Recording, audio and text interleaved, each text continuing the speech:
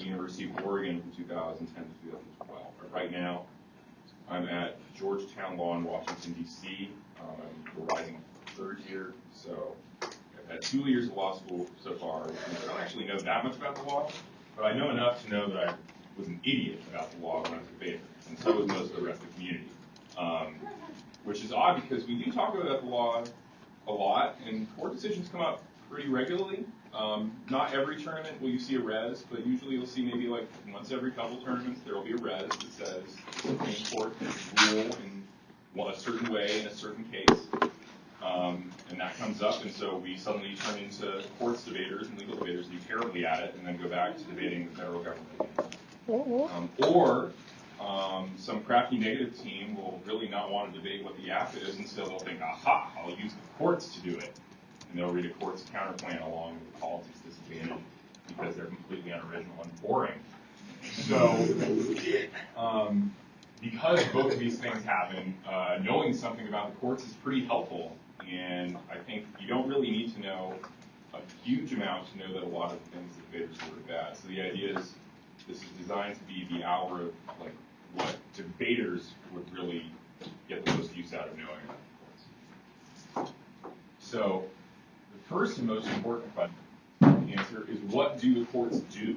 And I don't have my PowerPoint with me, but those of you who have the internet can look up Article 3, Section 2 of the Constitution. You can do that, that's good. If you can't, that's fine, but I'll read the important portion. This is the one that lays out the judicial power. It says, quote, "The judicial power shall extend to all cases in law and equity arising under this Constitution, the laws of the United States, and treaties made." And I'm going to omit a bunch of stuff that doesn't matter. "And to controversies to which the United States shall be a party, and between citizens of different states." There are two big things that I want you to take away from the content of Article 3, Section 2 that govern the judicial power. First, the judicial power extends to cases and controversies.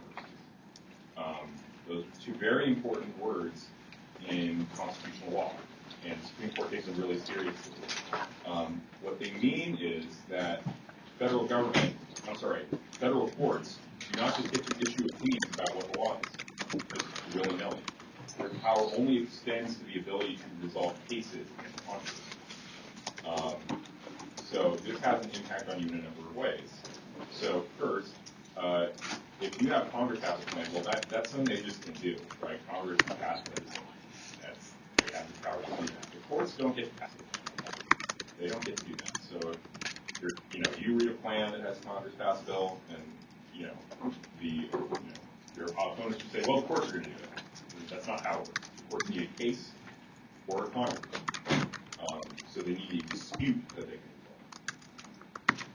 resolve. And the second thing is that the power of federal courts is limited to specific law, not just to, if there is a dispute, but a dispute's about certain kinds of law or in certain situations. So first, they can resolve disputes around federal law and the Constitution. Some of you may know, some of you may not, but there are essentially two different systems of law in the United States: federal law and state law. State law generally deals with things like family law, like you get a divorce, you're not going to federal court, you're going to go to state court and hash it out with a state family court judge. Divorce law varies among the states. Criminal law, another example. There's some federal criminal law with regards to, racketeering and bank robbery and things of that nature. But most criminal law is state law. So if you murder somebody, you're going to go to the state court. So that's not federal law, federal court's job, generally speaking. Federal courts handle things that come up under the Constitution, so free speech issues, or they handle things that come up under federal statutes, such as patent disputes. The Patent Act is a federal law. So federal courts are limited in both what they can do, in the sense that they can only resolve cases and controversies, and the types of cases that they can hear. They can only hear cases about federal courts. So what this means for you is that a lot of people will mess up their plan text and counterclaim text. I've written it up over here, which is sort of the general structure of most courts' counterclaims and court plans, for that matter. It says the Supreme Court will grant certiorari in the case of X versus Y and rule in favor of X on the grounds that whatever, that death penalty is cruel and unusual punishment. That would have been a good example from a topic that you guys had this week. Something else, sure. The Supreme Court already agreed to rule on it, but hasn't yet ruled. You need the first portion.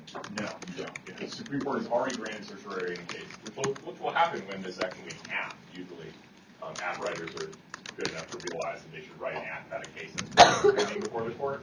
But yeah, you don't need to include grant certiorari.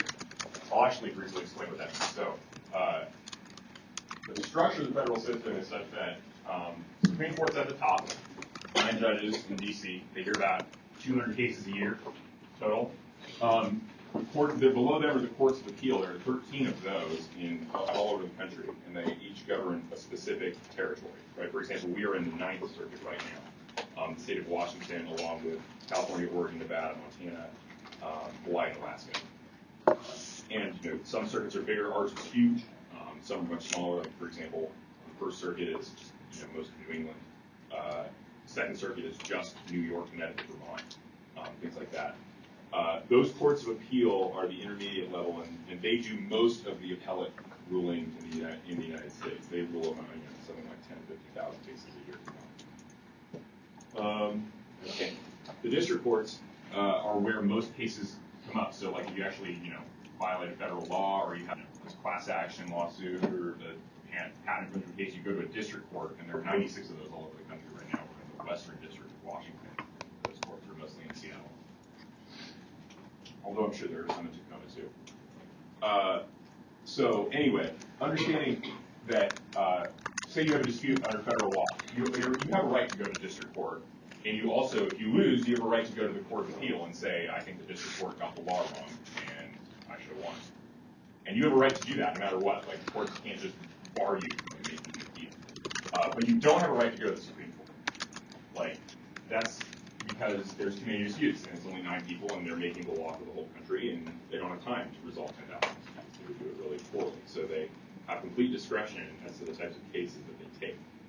So they will often mean, so the odds of actually getting from the courts of appeal to the Supreme Court are really low. Only about 1 to 2% of cases actually get taken from the courts of appeal. So usually the courts of appeal are the end of the game. Now, certiorari. So how do you get a case to the Supreme Court? Well, since you don't have a right to appeal to the Supreme Court, if you lose at the Court of Appeal, what you do is you file a petition for certiorari to the Supreme Court saying, we think you should hear this case. Here are the reasons why. Supreme Court reviews the petition, meaning that some court, overworked Supreme Court clerk reviews the petition and pulls out their deny stamp and gets it denied. And that's the end. Once certiorari is denied, that is the end of the dispute. Like, the dispute is resolved at that point. That means, if you've lost, you got to pay. There's no more appeal. Usually, certain positions, they're not out for more than a year, I don't think. I mean, I actually don't know the exact answer to that, but certain positions are only live temporarily. If you file a petition, you wait for the Supreme Court to deny it. Once it's denied, that's the end of the case. They don't reconsider denials of certiorari. The certiorari process is important for a court's counterclaim, right? Oftentimes, people will come up with a rando case and say, the Supreme Court's going to grant certiorari. Well, 2 things you might not know about that case. First, maybe it hasn't gone through this process of going to appeal. I'm not sure. I think the Supreme Court would probably get away with pulling a district court case into the Supreme Court, maybe. It's never done. I don't think they want to do that. So think about if there's potential disadvantages there about taking too many cases. But more importantly, I think, if the Supreme Court were to grant certiorari in a case that they previously denied certiorari in, that would be really bad. I think that would be troubling.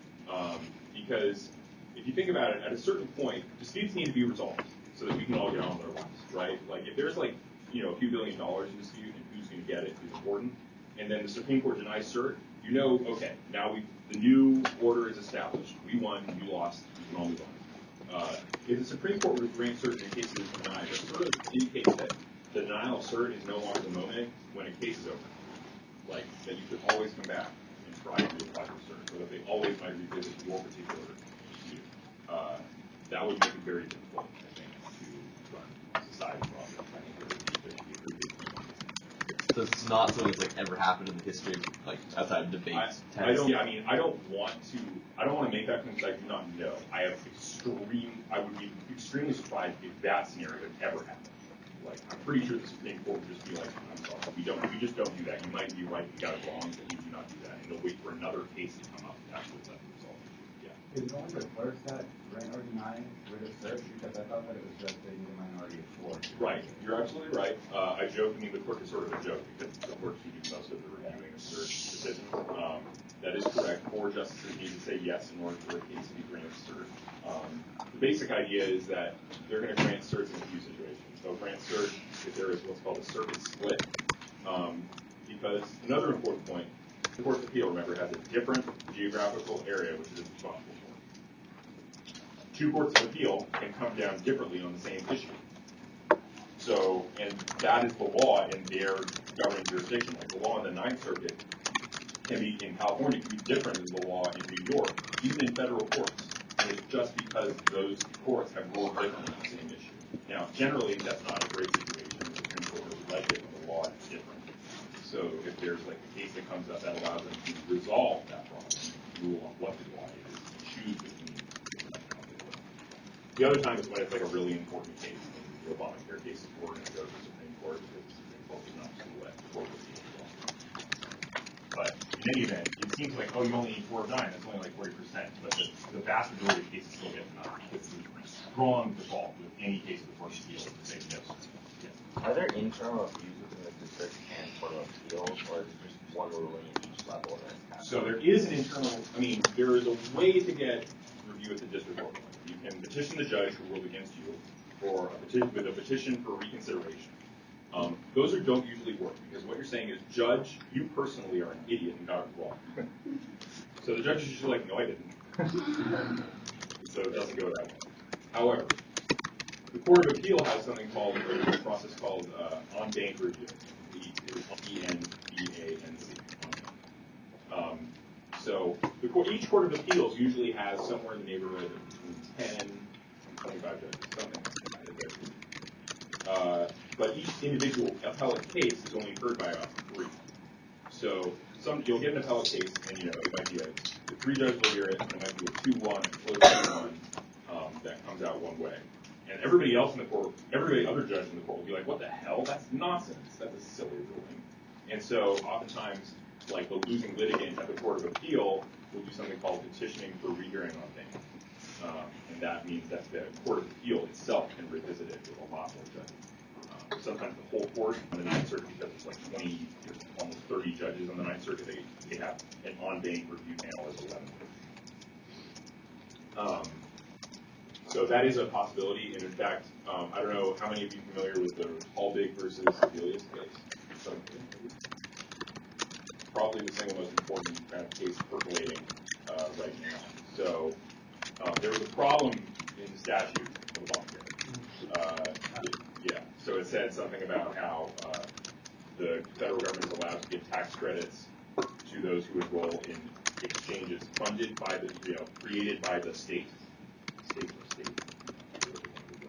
and didn't allow them to give tax credits to those who enroll in federal exchanges. And so there's a court, the D.C. Circuit heard this case, and the district court said, oh, that's bullshit. Obviously the federal government gives subsidies to everybody. And the D.C. Circuit said, no, the statute's actually really clear. It says what it says. It says you can't give tax credits to people who enroll in federal exchanges. The point of that distinction was to make it so that states would want to get tax credits for their own citizens, so they'd set up the exchanges themselves and save the federal government trouble. That was a 2-1 ruling at the Court of Appeal, and right now I think there is a petition for rehearing on bank at the D.C. Circuit, which interestingly would probably mean that holding would get reversed, because I don't know if you guys remember the nuclear option when Reed said that we were going to start allowing 50-vote majority for appellate judges. So that was a big negotiating point about a year ago, or 2 months ago, or something like that. But what happened is basically Reed and the Democrats were able to fill the vacant seats on the D.C. Circuit with Democratic judges. So we're able to do that on bank review, 7-4 to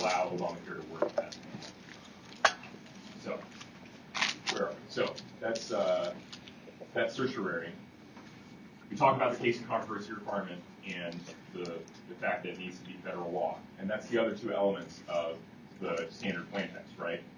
The Supreme Court will grant certiorari in the case of X versus Y, i.e. you need to have a case. There needs to be a dispute that the federal government is resolving in your plain text. If there is not, you are not doing your job and it's unfair to be affirmative. And you have a compelling argument, we'll talk about it later, that the counterclaim can't solve because nobody will pay attention to what the court said. There's no case. And finally, on the grounds that Z, you actually have to say what the grounds of your ruling are. It's not just because the court can only hear federal law, but the court can't, come up with new law in the sense of like a completely random thing like we think this would be a good idea, so this is now wrong. It has to ground it in its interpretation of either the Constitution or federal statutes. And so if you don't say the grounds, you're just leaving your opponent both like bewildered, and you're kind of taking away most of the disadvantage ground. Because like I think core disadvantage ground on any court's topic or court's claim is that the ruling in this way, in this case, will have a broader impact on the law, right? But if you resolve it and say, the death penalty is cruel and unusual punishment, that has a broader impact on the law. That's also the way you can solve it. Yes? So if that's not part of the plan text, easy access, you find C on the fact that it's used so that they don't give us ground like that, or what? Normally I hate spec. I think my reputation on that is pretty widespread. But I actually think spec is okay if somebody reads a court's counterclaim. It's specified grounds. And then I think that the appropriate way to strategize at that point is to write a really brief spec shell. You first off, you should ask the question when you hear the text, like on what grounds? Like that's a POI. And that's a blurted out POI, not a like, oh, I'm going to pay for ground spec, not judge spec. That's a blurred out ground a new way to locate You can do and ground then spec. if they don't answer you, then you read the spec shell, like We ran a spec interpretation. They against needed to an specify the grounds Alaska because it's ground and he violation of was different standards. That's how it works. first No office has ability to understand the meaning of the court's don't read it. or your plan. Yeah, it's fine. Also, you're allowed to assume that there are grounds. And then you put solve. Counterclaim doesn't solve. Sorry, you didn't have a holding. There's nothing that any other branch of the government can hold. Because if you actually go back to like what the federal papers, when they were designing the federal government, they're like the courts are the weakest branch of the government. They are 9 guys in rows. They can't enforce their power unless their holdings are seen as legitimate. So I think that's actually a compelling reason why a counterclaim without grounds is not solved. Thank you. You're welcome. Other doctrines to know about, and most of them tie into this idea of case and controversy. One doctrine is called standing. I think you should know a little bit about this. It's sort of tricky. You'll often hear about cases that were dismissed on standing grounds. For example, if you remember, there was a case called Hollingsworth v. Perry. It was the Proposition 8 case. The Supreme Court resolved that one on standing grounds. Because what happened in that case is at the district court level, the lowest level, the California government, led by Schwarzenegger, basically appealed, said that somebody challenged Proposition 8 at the district court level. And then a district court judge said Proposition 8 was unconstitutional, violated equal protection. And I can't remember the process, I don't know. Anyway, it went up to the Court of Appeal, and then the Court of Appeal reversed. No, the Court of Appeal affirmed. Sorry, and it was still unconstitutional. And then California was like, you know what, we sort of like you, so we're fine with this. We don't want it to go to the Supreme Court for appeal. And then the people who were behind Prop 8 were like, what the hell? You need to appeal this. It's a California law that is being overturned, and you're just letting it go. So what I think the California Supreme Court said is that the defenders of Proposition 8 could go to the Supreme Court and defend the law. But the Supreme Court said, no, you don't have standing, meaning that you were not injured by the law. That the injury, you haven't suffered an injury. Because remember, the Supreme Court does not issue advisory opinions. It does not just get to be like, okay, somebody has an issue with this law, so we're going to figure out if it's constitutional. No, there has to be a dispute that arises under the law in order for them to hear a case. So, standing. Mootness. Mootness just means your dispute has become moot by the time that the court is trying to resolve it, i.e., target exactly, but it's a settlement. If the dispute somehow continued to the Supreme Court, they would say it's moot. Parties have resolved the dispute. Ripeness. Ripeness means the dispute has not yet become ripe for adjudication. It sort of ties in with standing, saying that you're saying you might be injured in the future, but you haven't yet been injured. So we're going to wait for that to happen. And finally, political questioning, which I think is actually really pretty important. So many of you are familiar with this idea that Congress is trying to sue the president to get him to enforce the law. That's the thing. I don't think it's totally reasonable. Better than impeaching, right? So anyway, there's a doctrine that the court has. It's called the political question doctrine. Basically, what they try and do is avoid getting in this middle of disputes between Congress and the executive for reasons that maintain their legitimacy, and it's not their problem, right? That's not what they do. So basically, almost certainly what's going to happen is that any suit against the president will get kicked on political question grounds. The idea that that's politics. Resolve among yourselves. Right.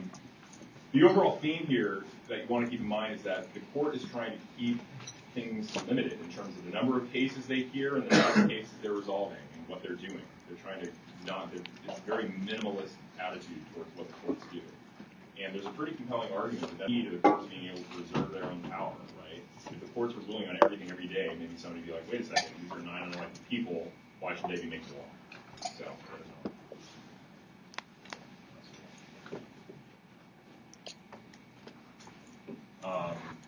another key thing. So, Supreme Court opinions. If you read them, which I think some of you should, I mean, there's a lot of them pretty good ones. I mean, if there's one in particular, I think that debaters would get a lot out of, it would be reading Thompson's concurrence in McDonald v. Chicago with the gun rights case. That concurrence was a very compelling defense of the Second Amendment rights on the perspective of the absence of those rights is used to oppress people. So, that's just a good thing to read if you want a good policy argument for why going to like that. But Supreme Court opinions, especially the majority opinion, there's one really important distinction between the different texts in the majority opinion. There's the holding, which is the actual rule of law that the court is announcing. I.e., in the Windsor case, the one that happened at the Marriage Act, the Supreme Court announced the holding that the Section 5 of the Marriage Act violated the 14th Amendment, the Equal Protection Clause of the Constitution. That's the holding. That's like the rule of law. That's what will be enforced. Dictum is other stuff the court says that it fits the rule. And there's a lot of that in a lot of court cases. Only holding is binding on those courts. If something is dicta, it's not resolved. And that's tied to the case and controversy requirement, because the idea is court's only power is to resolve cases. The holding is the text they need to resolve the case. Everything else they say is just what we think. But they don't get to make advisory opinions, so that's not the law. The holding is the law. That said, dictum is very persuasive. When the Supreme Court says, or like the majority opinion says, we think this law might not be that great, sort of, a related law that's not necessarily resolving the dispute. That's pretty persuasive in future cases, but it's probably going to stick with it. But understanding that distinction is important because, when you read court opinions, it matters, and understanding the impact of the holding is sort of the art of writing a substantive topic-specific court dissent. What is the holding? What would be the impact of that on a wide variety of cases? And there are kind of two basic categories of holdings, if you will. I mean, this is sort of artificial, but sometimes the court enacts a really broad holding, like says the new rule of law is, and just changes the way the law works. And oftentimes these are some of the most famous rulings in Supreme Court history. For example, you would characterize Brown versus the Board of Education as a pretty broad holding, saying school segregation is unconstitutional with the 14th Amendment, and separate versus equal, which has been precedent for 80 years. So, that's a pretty broad holding. Miranda, another case that you probably heard of, is a pretty broad holding. Miranda is the one that said that it actually, if a suspect talks to the police without having been informed of their rights, then any confession they make is presumed to have been coerced out of them, which is sort of remarkable, right? That it violates the defendant's right to self-incrimination, which was a very substantial change in the law. when that belief. I mean, there's a good reason for it in the sense that a lot of police officers were sort of extracting confessions in sort of ways that were very close to the line. So Supreme Court moved the line way the hell over to not even close to coercive, so as to prevent that. Narrow holdings. These are usually statutory holdings, and they're narrower. A good example is a case called Bond versus the United States. So it's actually resolved in the last Supreme Court case. And this is fascinating because it's talked about for a while. So this important Supreme Court case about the scope of the treaty power of the United States Constitution arose out of a dispute between a wife and her ex-husband. The wife was really upset that her ex-husband was out with another woman. So her rage, she found some chemicals at the local, I don't know, Home Depot or something, and put some kind of, unsafe chemicals on her new girlfriend's car, and got caught. And the federal prosecutor brought charges for the use of chemical weapons under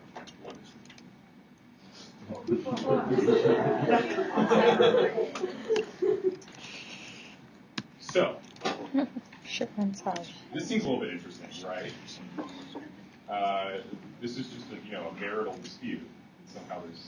Somehow it's a federal chemical weapons charge, and that's no fucking joke, right? Like that's for real. And so people were like, well, how can this can't be right? Like state law, this is a classic trivial dispute between lovers. This is a state law criminal area. And obviously, this person probably needs to go to jail, but it's not. This is not weapons of mass destruction. She's not some terrorist. This is not what these laws are. But the federal prosecutor is like, look, we passed the statute to implement the Chemical Weapons Treaty that says the language of it is incredibly broad. It says just any sort of use of any chemical to try and hurt someone is a chemical weapons violation. So their argument is that, look, it clearly fits within the statute. And most people agreed on that. Most people said, yeah, I guess it does. The chemical weapons statute covers her behavior. I don't know what to do about that. And so somebody's like, wait a second. This can't be, if the statute covers, like, this dispute, it can't be constitutional because it violates separation of power between the federal government and the states. That has to be right. But then there's this thing in the federal, there's two clauses in the Constitution that the federal prosecutors point to. They're like, look, first there's a thing called the treaty power, which says that the United States will have the power to sign and implement treaties. And then there's the necessary and proper clause, which says we'll be able to pass laws, necessary and proper to implement everything in the Constitution. So chemical weapons treaty is out there. The law was passed to implement the chemical weapons treaty. So even if normally the division of state and federal power is such that this dispute wouldn't be federal, now it's going to be federal. And so most people thought, this went all the way to the Supreme Court, because most people were pretty confident that the court was just going to have to rule on whether the treaty power allowed the federal government to infringe on the state's kind of purview over state criminal law. We were expecting a broad hold. And what the Supreme Court did instead, in a Roberts opinion, that was like a 6-3, I think, he said, you know what, we're not going to do this on constitutional grounds. We're going to look at you. The implementing statute, the one that says this use of chemical weapons. And we're going to say, look, they clearly weren't intending to cover this behavior, so it doesn't cover this behavior. So basically, it's kind of fit the statute. So that's a pretty narrow holding, right? Because if you think about it, when the court makes a statutory holding, that's much narrower and easier for Congress to overturn.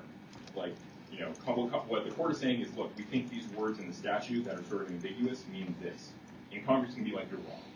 It means the opposite, and change the law. That happens actually pretty routinely. When the court makes a constitutional holding, they're saying the Constitution means this.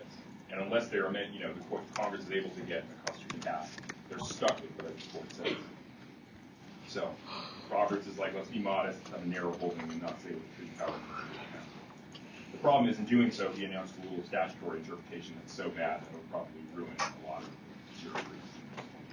People were constantly like, you know what, the statute clearly says X, but they didn't mean that. So I don't think that. So that's the example of the difference between a broad and narrow holding. Another example, for example, the healthcare holding, the one that said that it's a tax, that was fairly narrow.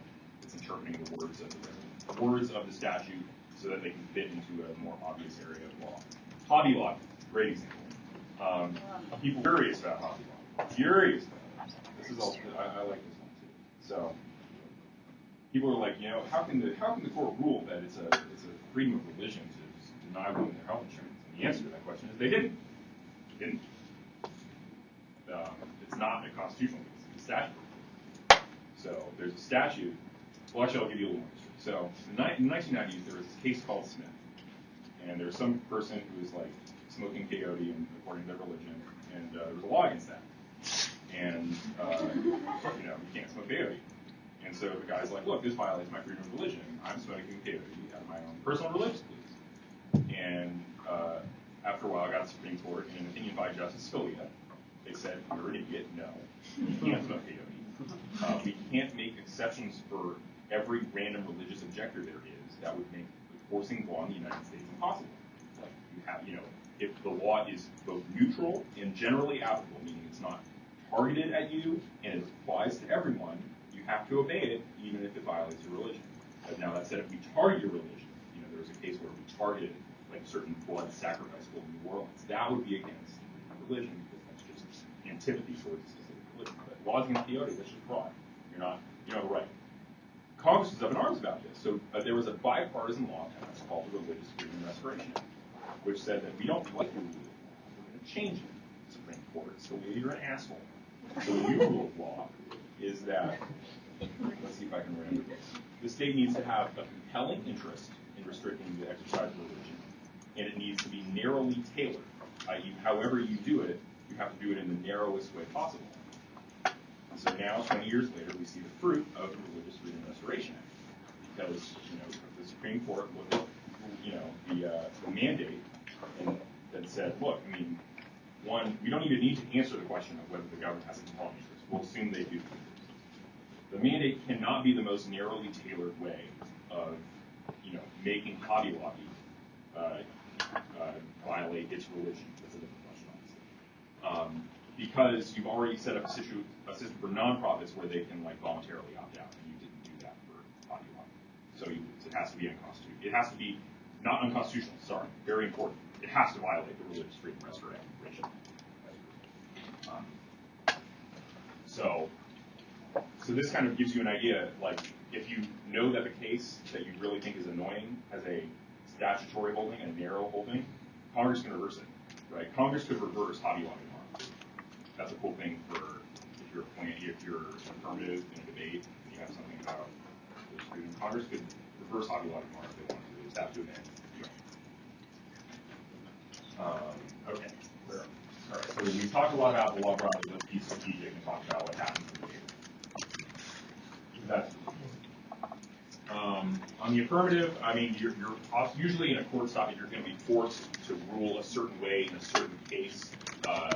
That's sort of an intuitive debate in that sense. What that ruling would mean for the law broadly. You write your advantages, you write your disadvantages, you resolve it. Maybe you read this as the court acting broadly, but in a case where they're ruling on a case they've already granted cert to, the sort of court-specific disads are not going to be particularly strong. The real game and the real place where you want to have a good understanding of courts is when people read courts acting. So that happens a lot. It's really annoying because you're stealing your app and you know they're doing it in a way that's totally shady. I've had a million courts counterplan against me and I've never thought, man, that's totally fake. That's a totally legitimate courts counterplan. I'm sure that's exactly how it would work in the real. Never happened. So the problem is, it's you're a policy debater, so you're you know that it can't be right, but you're I don't know how to explain that. You're just wrong. That's not how courts do things, man. So what do? Well, we do the three things we always do against the counterplan. We term it, we explain that it doesn't solve, and we explain that it will destroy the world. So the first thing you perm it, do both. Since courts counterplans usually some sort of politics argument, the idea is that Congress doing it will cause the Republicans to get angry, as they do, and will mean that essentially the world will collapse because they do something stupid. So your argument is you always want to make a firm argument and a firm shields holding argument, i.e. do both the courts and the Congress will pass the same effective law, and then a firm shields link argument along the lines of, look, if the courts do it, that gives political cover to everybody in Congress who the bill. They're just doing what the court has already agreed to. It gives their vote legitimacy. It means that it's going to have less political impact. That's a great standard argument in the city. Do both is never bad. That said, do both is probably like, the perm alone will not get you out of the court stuff, obviously. Like if they're remotely competent. Second, counterclaim is installed. This is where you have a lot of, so if there are any problems in the lines of the stuff up there, i.e., granting certiorari in the case of that in the case on the grounds that, like, if they don't specify a case, solvency issues, nobody's going to respect the rule, right? Basically, nobody in the executive branch is going to think that they have to do anything, because remember, the judicial power sends the cases in controversy. They'll treat whatever you did as dictum, and therefore not binding law. So you lose. Sorry, no, your counterclaim is capped in the app. The executive branch feels no need to enforce it. They don't have grounds. Similarly, no solvency. Executive branch doesn't think they need to enforce your decision because it's not a ruling about what the Constitution means or what the statute means. So, in the sense that the job of the executive is to take care that the laws are faithfully executed, your job is not making you have to do that. Yes. So, as an app, if you have stated grounds, the grounds are in the round. When you perm, the grounds that you put on there also would go to their case. Now there's grounds, or would you just say they don't have grounds, they don't solve? I mean, when you perm, I guess it's like you perm whatever the counterclaim is. Yeah. Right. If they don't include grounds, that sort of weakens your perm shields the link argument somewhat because the Supreme Court is doing something silly, and so including the Supreme Court doing something silly in your app probably doesn't help as much. But you trade that off with the fact that you That's what I was wondering, because the fact that you stipulate grounds in your case, would that roll over to CP so that now CP would have grounds if you do them together? So I'm sorry, are you thinking of like the app is a court argument? Or? Yeah, so the app's running a court argument, and then CP's running something as well, and you can perm it, but it doesn't have grounds, and so it makes it stronger because you have stipulated grounds in your case, and now that you're perming. It's pretty interesting, actually. So I think I'm going to try and articulate the scenario as I understand. So the affirmative is a court stop. The affirmative gets up there and reads, their app and specifies a certain ground, like death penalty is illegal because it violates the contract.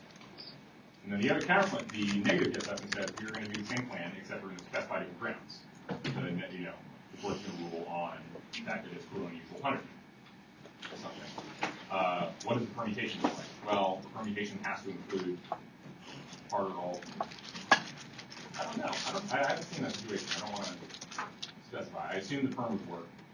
I don't know. I think you can include all or part of the plaintext in the permutation. So. Well, what I'm asking is you just said if CP doesn't solve if there are no grounds.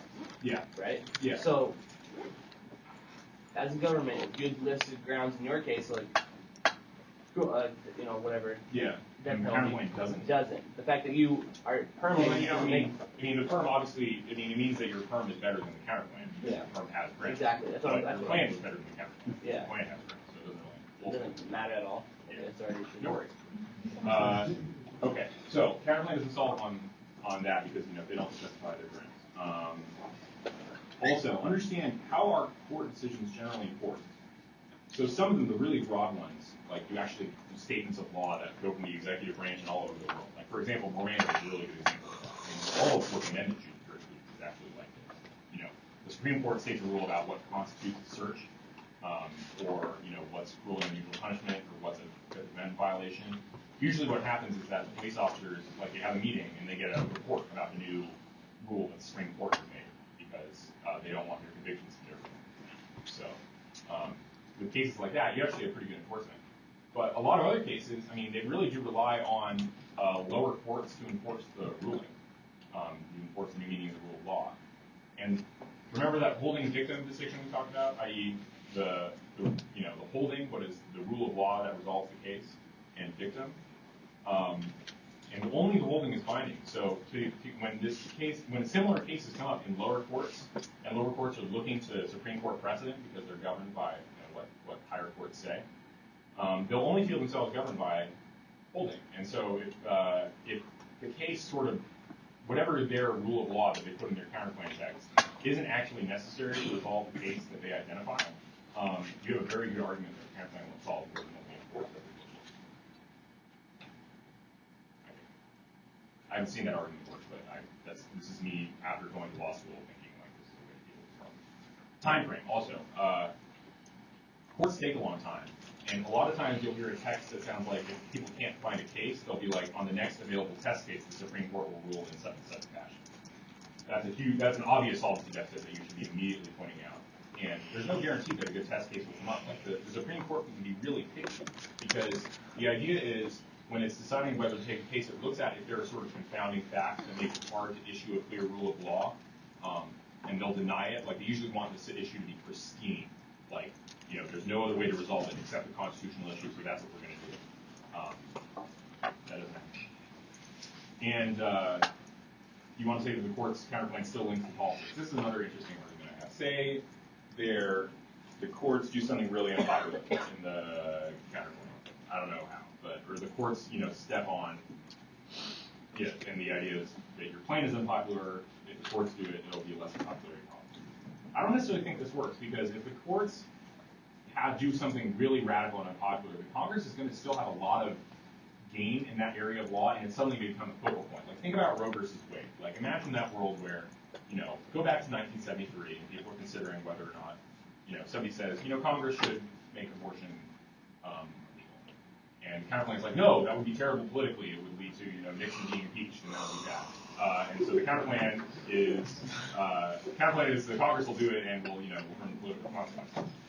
And then a smart affirmative would tell, you know, future judicial would be like, you know what, Congress, the fact that the courts are going to rule on this issue really broadly does not enslave the Congress from having to do stuff about it. Like, there's going to be a ton of bills that come up about, like, you know, getting around this particular court decision, which means that there's going to be a lot of votes that come up. So the idea that just the court's doing it is going to somehow shield politicians from votes relating to this is bad. And also, you're in a double bind then, right? If you know, if you say that voting this way is unpopular and supporting this court ruling is unpopular, which is why there's still politics in it, then you have two issues. Either fiat encompasses Congress in the sense of, you know, the court rules this way and Congress will pass legislation in accord with what you're doing, which means that you're fighting politics. Or fiat doesn't include Congress and Congress fights the court holding, in which case there's limited solvency. So either no solvency to the counterclaim, or it still links to politics. So those are the big solvency arguments. Disadvantages. So I got 15 minutes left. We can talk about it. Some of the ones I don't think are great. Legitimacy. So this is sort of a classic disadvantage. It's like if the court rules in a way that is contrary to previous rule of law, that will mean that it will be seen as less legitimate. This is a problematic argument because the evidence seems to go the other direction.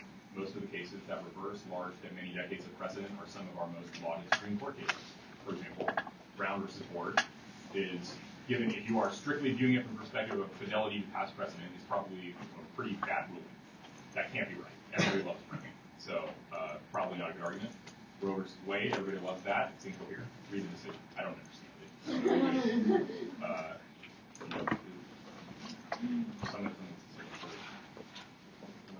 I don't know. There's, you know, legitimacy is not really a good argument because usually the court does that when there's some incredibly pressing policy reason to go ahead and rule in a certain way, even if the law is not really friendly. So they just do it, and then nobody hates them for it. They wanted it that way anyway. Hollow hope. Hollow hope. My understanding of the thesis of this argument, I've never read it, is that somehow if the courts rule in favor of the social movement in this instance, it'll create the hope that they'll rule in favor of the social movement in other instances, and that will be a hollow hope that will inevitably lead to the dooming of the movement, because they'll invest all of their resources in the court and none of their resources in political advocacy. This is asinine. There's no reason. These social movements are very sophisticated at this point. They're investing in both legislative and judicial advocacy. They don't trade off with each other. They're completely different people. JDs do judicial work. People without JDs can do legislative work. JDs are like a completely different group of people. We're weird. And I'm not getting that on, but that's the concept. So another disadvantage, overbroad holding. This requires some sophistication because you have to like listen to how they hold in the round and then figure out why it's a bad idea to hold that way. But if you never pull it off, it's going to be a hell of a disadvantage. They hold that somehow whatever a mild trivial issue violates due process. Think about what that means for the broader legal system as a whole. It's hard for me to come up with